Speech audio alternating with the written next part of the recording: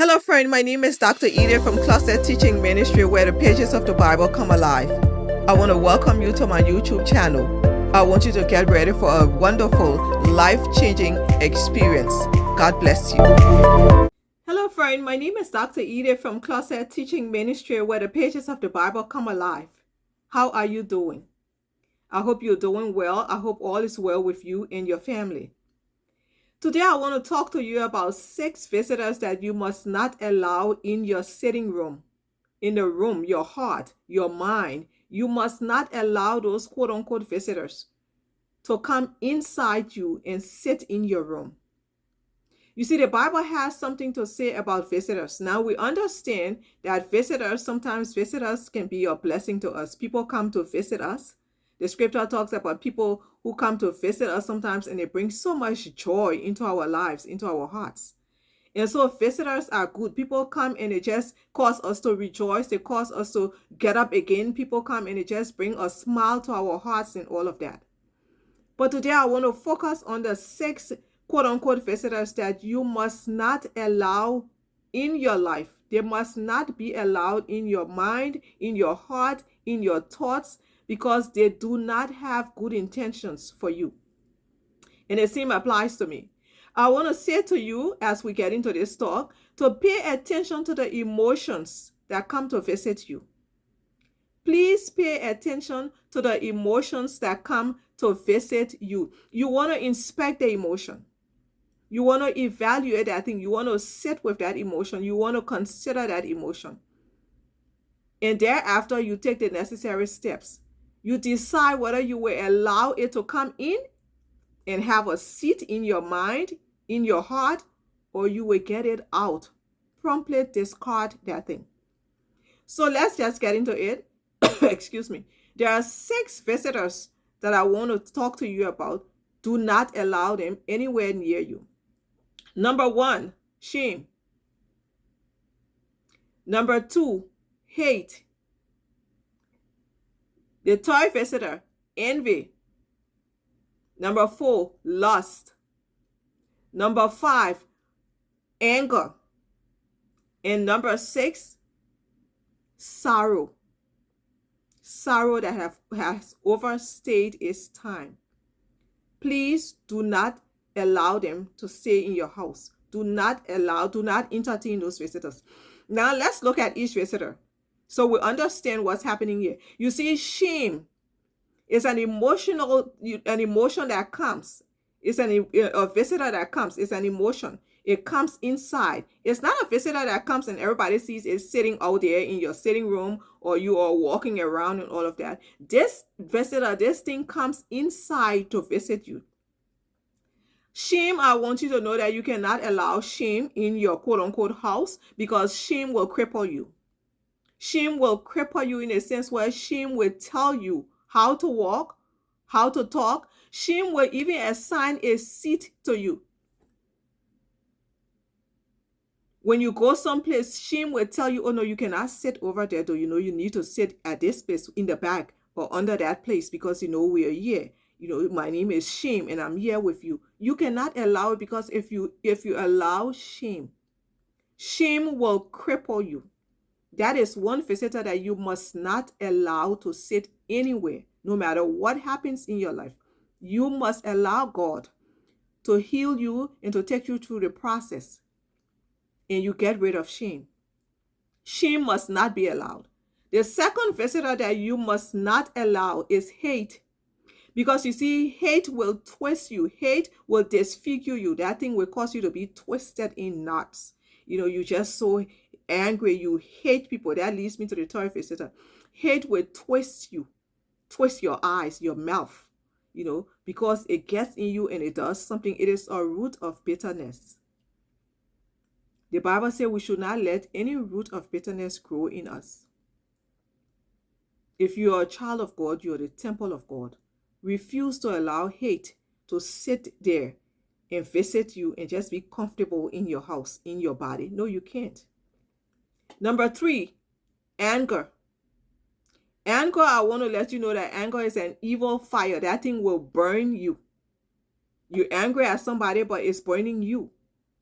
And so that emotion, when it comes, and you can sense it when it's rising up, and getting hot, and you just angry at it, it is not necessary. It is not necessary. Anger will burn you. It is a fire in and of itself. That's an emotion that you do not want to allow. Nowhere in your mind room, in your heart, in your thoughts, you disallow anger. It is a visitor that you do not want anywhere near you. Anger is not a good person. It's not a good visitor to come in your heart. The next visitor we want to look at here is called envy. It sounds beautiful, right? Envy. It is a deadly thing. It sounds like a short, beautiful, oh, it's just envy. It's just envy. No, it is deadly. It is an evil emotion. It will destroy you. The Bible tells us, speaking of the story when Jesus went to Pilate and was in Pilate's courtroom. It's in the gospel. The Bible tells us that they accused him and they were lying on him, the Jews and all of that, because of envy. Envy was present at that place in those people. Envy had visited those people and had taken over their hearts and their thoughts and all of that. And so envy had them lying and talking all these things and all of that. I want you to know that envy is a close relative to jealousy. You do not want to entertain those visitors. Envy and jealousy, no, you do not want to do that. Because you see, envy will take you to places that you do not want to go. Envy will allow you to travel down places in your thoughts, in your mind, that you and I do not want to go. And so you know what? If you do not want to go there, do not even entertain envy. Envy is one emotional visitor, one emotion that comes to visit that you must disallow. Say, envy, you know what? You're not allowed here, you get out. Envy is one that you must not allow. I'm talking about the 6 emotions that come to visit, and you must disallow them. Refuse to allow them to come inside. Emotion number 5, lust. That strong craving for something. Lust is a strong craving for something. Whatever that thing is, you must have it. The Bible tells us about King David in a familiar story that we all know with David and Bathsheba. After the situation, the prophet Nathan went to David and talked to David, and he told a story. And I like what he said is in 2 Samuel.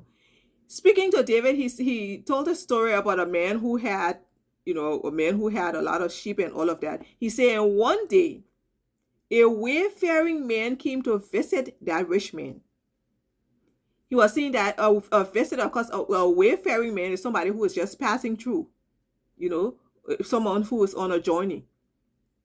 And he talked about that wayfaring man that came to visit this prominent man. And instead of this man taking one of his sheep, he went and took the sheep of a poor man or whatever, speaking about Bathsheba and all of that. Yes, my point. Lust is a visitor. It's all just traveling. It's a wayfaring man. And lust went to visit King David. The point I'm making here is that you and I must refuse to allow lust to visit. When lust is passing around, because it's a wayfaring man, when lust, that strong craving, is passing all over the place, you must refuse to allow lust to come and visit you, to come and sit in your heart, in your mind, in your sanctified mind, to sit in your thoughts. No, you have the mind of Christ. We have the mind of Christ. Lust, that strong craving for power, for whatever, whatever it is that sometimes we craving for, we must have that thing. We must not entertain that visitor. Lust is evil. We must not entertain lust. Visitor number 6, sorrow. That overstays sorrow. That thing has stayed. You're so sorrowful, and you just sorrowful, and you just mourning. The Bible tells us there is a time for everything. In the story of the children of Israel in the book of Joshua, Moses had died, and the children of Israel stopped on the road to mourn for Moses. They mourned for Moses, and they were still mourning and still mourning and still mourning. And God came to Joshua as the book of Joshua opened. And God said to Joshua, Joshua, my servant Moses is dead. Now I want you to get up and take these people and move into the promised land. What am I saying? I'm saying that you and I must mourn for things. We must mourn for people, mourn for situations, relationships. There is a time to mourn. The Bible tells us in Ecclesiastes there is a time for everything. But when sorrow sits inside you, because you see, the enemy is very crafty. When you are sorry about something and you are overwhelmed and you've been taken over by sorrow, and there is just no sign of you even getting up from that place, I want to respectfully say to you, you and I must keep an eye on that thing. Take that thing to God. Ask Him to come and help us. Ask Him to take us through the process. Because during the time of sorrow, the enemy prepares an arrow, and he wants to use that thing. But you and I will get up, we'll regroup in the right time, and we'll take steps forward as we're led by God. Those are the emotions that you and I must keep an eye on. Refuse to allow them to visit you and sit there.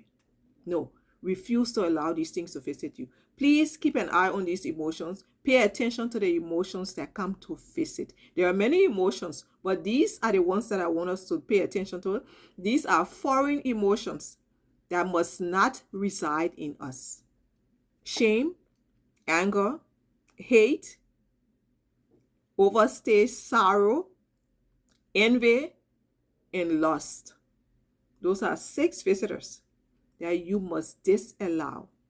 They must not stay with you. They must not visit you. Do not entertain it.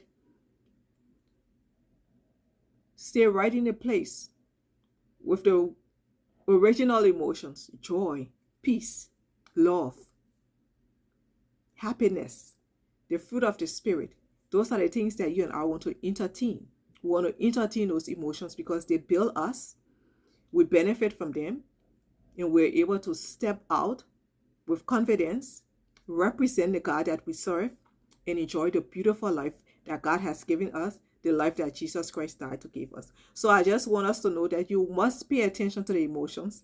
And these 6 visitors, these visiting emotions must not be entertained in your life and in my life. And thereafter, I want to encourage you to take a step forward and enjoy the very beautiful life that God has given you. It is the life that Jesus Christ died to give you.